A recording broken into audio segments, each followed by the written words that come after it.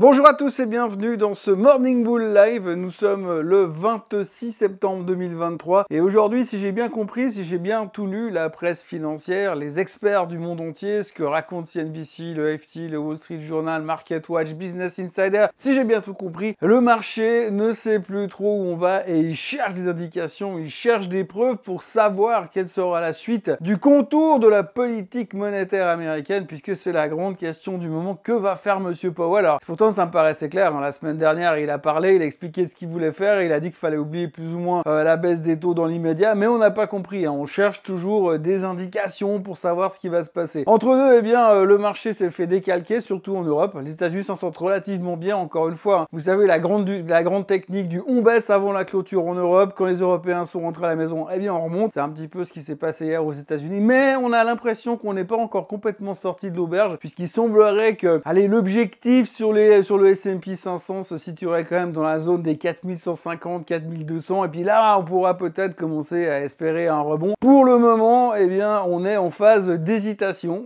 délicate sur les États-Unis, clairement baissière sur l'Europe. Et puis alors l'Europe, il faudra quand même signaler une chose, c'est que le luxe s'est fait massacrer hier et que la théorie et la stratégie du Chinois qui débarque en Europe avec des valises de cash pour donner à monsieur Bernard Arnault directement n'est plus tellement à la mode depuis quelques jours.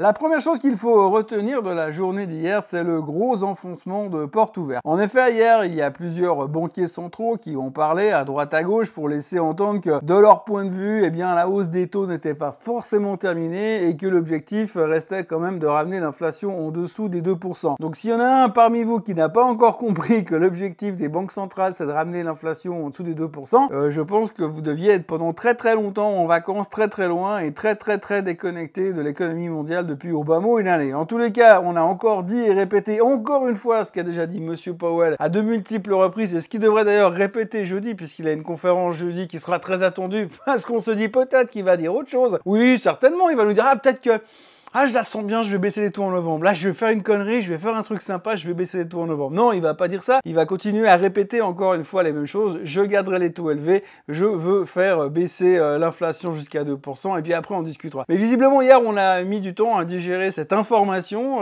et puis on l'a pas très bien prise en Europe, puisque Madame Lagarde a également fait sentir qu'il était possible, dans un futur proche, qu'elle remonte aussi les taux, que rien n'était moins sûr, et puis que de toute façon, elle allait continuer. Ils allaient tous ces banquiers centraux continuent à voler à vue de chiffres économiques en chiffres économiques. La confiance du consommateur qui sortira ce soir, qui était toute pourrie le mois dernier, donc on verra ce qui va ressortir tout à l'heure, mais aussi le discours de Monsieur Powell jeudi, mais aussi le PIB américain demain, mais aussi le PCE vendredi. Nous donnerons des indications sur ce que pourraient éventuellement peut-être faire les banques centrales. Mais pour l'instant, on n'en sait rien de plus. En tous les cas, ce qu'on sait, c'est que les marchés sont extrêmement stressés. Quand on regarde le CAC 40, il est en train d'accélérer dans sa descente. Le DAX a clôturé au plus bas depuis le dernier plus bas qu'il avait fait, donc je ne sais pas, mais techniquement c'est pas super. On voit que le S&P 500 a encore la place de glisser plus bas en direction, comme je vous le disais avant, des 4150, 4200. Avant ces niveaux-là, je suis pas sûr qu'il faille racheter. Et puis on sent que le marché est un tout petit peu tendu de tous les côtés, puis surtout il y a le shutdown qui arrive. Alors le shutdown est prévu pour le 1er octobre, je vous en ai déjà parlé hier. Alors la première chose qu'on ramène maintenant aujourd'hui, c'est oh mon Dieu, mais s'il y a un shutdown du gouvernement, c'est la fin du monde. Eh bien non, si on regarde un petit peu les statistiques depuis 1980, eh bien les shutdowns ont entraîné une baisse de 0,4% sur les marchés durant la partie du shutdown et ensuite ont généré un rebond de 0,1% après les shutdowns. Bon, c'est pas tout à fait vrai, parce qu'il y a 3-4 ans, quand il y a eu le shutdown, c'est remonté violemment juste après. Mais c'était sous Trump, donc c'est pas pareil. Donc en gros, au niveau historique et statistique, il faut pas s'attendre à grand chose sur les effets du shutdown sur le marché. Cependant, il y a une chose qui sera très importante, c'est que durant la période du shutdown, les employés fédéraux ne sont pas payés, les postiers ne sont pas payés, le FBI n'est pas payé, les militaires ne sont pas payés. Mais il y a aussi les gens qui calculent les chiffres économiques qui ne sont pas payés. Et si ces gens-là, ils sont pas payés, ils travaillent plus. Et s'ils travaillent plus, eh bien la Fed, ils volent à vue. Donc sans ces chiffres économiques, la Fed pourrait se résoudre à voler à vue et puis à lancer des fléchettes au hasard pour faire sa politique monétaire. Mais on n'en est pas là, mais c'est un des stress qui pourrait nous arriver ces prochains temps, potentiellement au niveau des banques centrales. Donc hier, oui, cette inquiétude sur le futur de la politique monétaire des banques centrales nous a mis un peu la pression. On l'a vu, les marchés européens, c'est pas top. Mais surtout, à l'intérieur des marchés européens, il y a aussi un truc dont on parle un petit peu moins ces temps, c'est le luxe. Alors, je suis à deux doigts de vous afficher une cagnotte Litchi en bas pour verser de l'argent directement sur le compte de Monsieur Bernard Arnault, parce que ça va pas très bien en ce moment, c'est un peu compliqué. On sait pas s'il aura assez d'argent pour faire les cadeaux de Noël à ses enfants à la fin de l'année, parce qu'effectivement, eh bien, ce secteur de luxe est en train de se faire exploser dans tous les sens. Alors, faut quand même retenir que en début d'année, on s'est dit, la Chine rouvre, les mecs vont tous sortir avec leurs valises de cash, ils vont tous arriver à Paris et ils vont distribuer du cash. Je parle des Chinois, donc bien sûr, ils vont distribuer du cash, ils vont acheter 5, 6, 8, 10 sacs Hermès, 12 cravates, 25 ceintures, bref, ça va être que du bonheur. Et donc du coup, potentiellement par rapport à ça, on s'est dit, ouais, le secteur du luxe, ça va être picobello, c'est carton plein, parce que les Chinois vont nous aider. Sauf qu'on a compris au fur et à mesure que les Chinois allaient pas vraiment nous aider, parce que c'était pas top au niveau de la Chine. Donc du coup, ralentissement, pas de dépenses du côté de la Chine, et puis on s'est rendu compte que ça va être un petit peu problématique parce qu'on avait un peu anticipé pas mal de choses au niveau des performances du secteur du luxe. Et résultat, ça s'est un peu dégonflé. Alors on en a peu parlé ces temps, beaucoup moins que quand ça montait en tous les cas. Il faut quand même savoir que LVMH représente 14% du CAC 40 et qu'aujourd'hui LVMH se fait taper sur la tête. Et qu'hier, en plus, on a eu Kering, l'analyse de Bank of America a downgradé Kering. Alors lui, il est super courageux parce qu'il a passé Kering de hold à sous-performance et il a mis un target de 600 € à 430 €. Alors il faut quand même savoir que Kering aujourd'hui se traite à 439 €, donc le mec il nous met un target allez à 10 balles, alors qu'il est faux sur le target du dessus qui est à 170 balles plus haut. Donc voilà, c'est encore un coup magique au niveau de la recherche fondamentale, puisqu'il y a le downgrade de Kering a mis la pression sur LVMH, sur Kering bien sûr, et puis surtout sur Hermès qui est en train d'avoir une tronche qui fait un tout petit peu peur, plus peur que pas mal de films d'horreur que j'ai pu voir durant mon adolescence. Il y a aussi un truc qu'il faut retenir et que ce soit très clair entre nous, parce qu'aujourd'hui tout le monde se pose la question en se disant oui, mais que vont faire les banques centrales, où va-t-on, dans quelle étagère, etc., etc. Donc il y a quand même une chose qu'il faut bien retenir, les banques centrales aujourd'hui, le message c'est ça.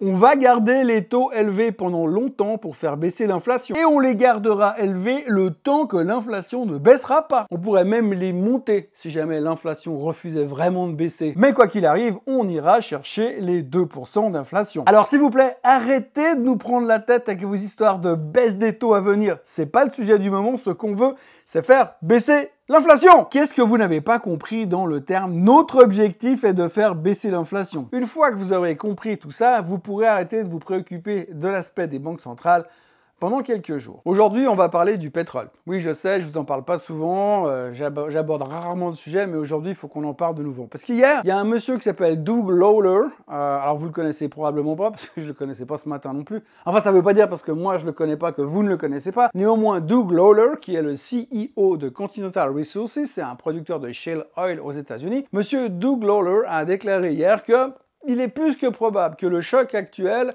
du pétrole, donc la fermeture des robinets qui a été déclenchée par les Russes et les Saoudiens, je le rappelle, pourrait faire monter le pétrole, attachez vos ceintures, à 150 $. Alors, je dois vous dire que j'adore ce genre de nouvelles, parce que généralement, il y a une règle qu'on a pu constater ces dernières années au niveau du pétrole. Chaque fois qu'il y en a un qui vous annonce un target à 150 $, c'est généralement ce moment-là que le pétrole choisit pour baisser. D'ailleurs, ça n'a pas manqué. Hier, monsieur Doug Lawler a annoncé son target à 150 $, et immédiatement, le pétrole a perdu 1,5 $. Alors, on n'en est pas là, c'est pas encore un crash sur le pétrole, mais on sent quand même que finalement, quand tout le monde est d'accord sur le fait que le pétrole va à 150, 250, 350, 1450, eh bien, forcément, les gens commencent à dire oui, il faut pas pousser mémé dans les orties, donc je vais commencer à vendre mon pétrole. Résultat, le pétrole a baissé un tout petit peu, mais on est arrivé sur cette thématique le pétrole à 3 chiffres, en fait, finalement. Et d'habitude, c'est monsieur Pierre Enduron qui vient toujours avec le dernier, coup de grâce, monsieur Pierre Enduron, qui est un hedge fund manager français, qui débarque en général à la fin, après tout le monde, pour dire ouais, le pétrole il va à 300, puis c'est là que ça fait bon, le pétrole il va à moins 30. Bref, donc tout ça, affaire à suivre, on a commencé à parler de target en dessus des 100 $. Donc ça voudrait dire quelque part, la bonne nouvelle, c'est que le pétrole arrêtera de monter bientôt, si tout va bien. Enfin, si le code est respecté. Et puis alors, ce qui est assez intéressant à noter, c'est que Goldman Sachs a également sorti une étude en disant « Eh, vous inquiétez pas, c'est pas grave si le pétrole il est monté. » Oui, parce que peut-être vous n'avez pas vu, mais depuis le mois de juin, le pétrole il a pris plus de 20%. Et donc les gens commencent à s'inquiéter aux États-Unis. Oui, parce que plus de 20%, ça fait plus cher l'essence, donc c'est un peu embêtant pour l'inflation. Mais Goldman Sachs est venu hier pour dire « Non, non, relax les gars, tout va bien. » Nous, on a le couteau suisse pour trouver la solution. On vous explique ce qui va se passer. Les factures d'électricité, l'électricité va baisser durant l'hiver. Résultat, vous sentirez même plus la différence. Vous payerez votre essence plus cher, soit, mais par contre, vous payerez votre électricité moins cher. Donc, ça vous avance pas beaucoup à la fin de l'année, ni à la fin du mois, vous n'aurez pas plus sur le compte. Mais par contre, vous pourrez rouler et vous chauffer. Enfin, si tout va bien. Au pire, vous pourrez jouer les couper du bois. Bref, donc du coup, on n'est pas inquiet si le pétrole prend 30%. Enfin, il a déjà pris 30% depuis le mois de mai. Mais on n'est pas inquiet s'il en prenait 30 de plus. Donc, il a juste baissé l'électricité encore un peu plus bas et puis ça va bien se passer. En plus, ils sont tous absolument d'accord sur les traits du budget final, du budget futur. Donc on est tranquille de ce côté-là. Ah oui, encore un sujet à propos du budget. Vous savez, les républicains, les démocrates, ils n'arrivent pas à se mettre d'accord pour le budget. Mais déjà, les républicains, à l'intérieur du groupe républicain, ils sont déjà pas d'accord sur ce qu'ils veulent faire. Donc a priori, le 1er octobre, on aura un shutdown aux États-Unis. Autrement, on notera que Amazon a investi dans une boîte qui fait de l'intelligence artificielle, 4 milliards pour un truc qui s'appelle Anthropic, qui va développer un nouveau chat GPT, mais un chat GPT made in Amazon. Alors, c'est pas une énorme nouvelle, mais il est vrai que si on regarde les statistiques de ces derniers mois, chaque fois qu'une société annonçait un investissement dans l'intelligence artificielle, elle prenait en moyenne 4,5-5%. Aujourd'hui, c'est un petit peu retombé, parce que Amazon a pris 1,7% sur cette annonce, donc c'est un petit peu moins sexy qu'avant, l'intelligence artificielle, visiblement. On parlera aussi du rendement du 10 ans qui vient de passer au-dessus des 4,5% et qui excite tout le monde. Alors ça, c'est assez rigolo parce qu'en général, à 4,42, on s'en fout, mais à 4,45, on fait des malaises tellement c'est génial parce que c'est formidable. Vous investissez, vous avez un rendement de 4,5 sur 10 ans garanti. Enfin, garanti tant que le gouvernement américain ne fait pas défaut. Puisque Moody's dit que s'ils font un shutdown, eh ben, ça va faire baisser leur note. Mais ça, c'est une autre histoire. Et puis alors, notons quand même la nouvelle mythique du jour.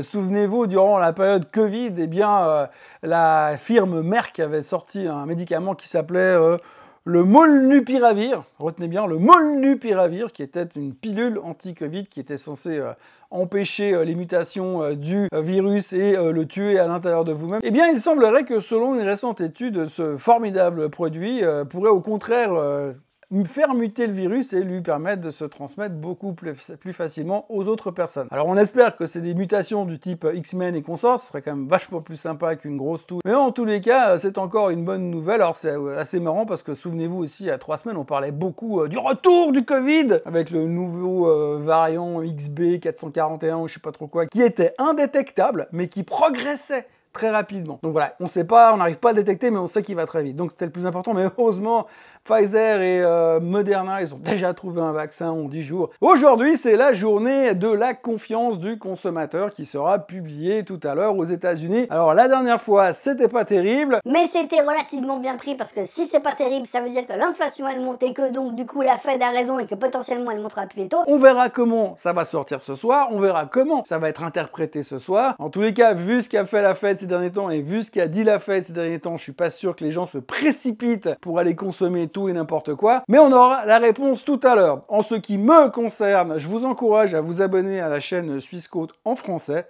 à liker cette vidéo et à me retrouver demain pour un nouveau Morning Bull Live qui sera écourté parce que je suis en voyage, donc je ne sais pas comment je vais vous faire la vidéo ni à quelle heure, mais je vous ferai quand même un petit coucou demain. D'ailleurs, à ce propos, si ça vous intéresse, demain je vais assister à une conférence sur l'analyse technique avec les vagues de Wolfe qui sera présentée par James Tuati du SAMT. Et si ça vous intéresse, c'est une conférence en ligne qui est parfaitement gratuite et qui vous permet d'avoir une autre vision de l'analyse technique.